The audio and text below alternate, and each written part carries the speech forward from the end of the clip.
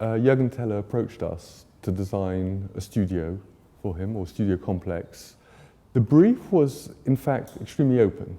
He needed spaces to work, and that is, in the end, a very open thing, particularly with Juergen Teller's work, because he doesn't work in a kind of typical photographer studio. He always works in a location. So it was as much about making studio space as making situations within which he could make new work.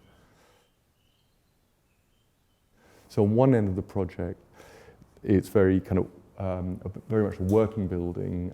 The middle section, which we're in here, is the main studio space, which is both for shoots and for making books, exhibitions. And then the last building on the other side of the garden is the most domestic, most intimate, which has a library, kitchen, dining, so it's very sociable. So all in all, it forms the studio.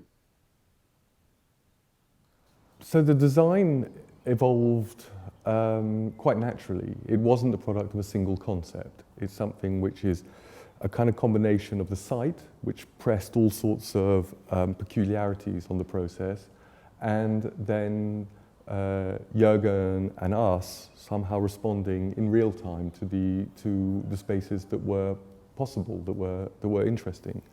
But the thing that really generated it was we imagined 3 buildings and 3 gardens, where the gardens are equivalents with the buildings, and that they would be all the same building.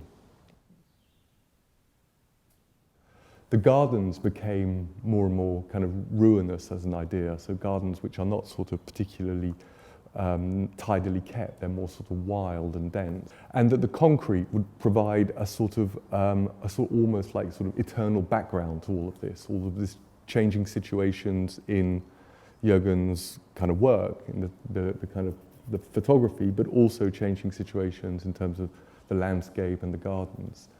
And also the materials was really something where he had sort of said that he didn't want something sort of too noisy as a background. So something that's reasonably accommodating to all these different things, but at the same time is never a completely neutral surface. So even when it's white, it's blockwork white. It still has a texture to it. It still has a bit of light and shadow that hits it. So there is no flat white plasterwork in this building at all. And it gets sort of overlaid by sets, by situations, by the weather. So somehow it's also constantly changing.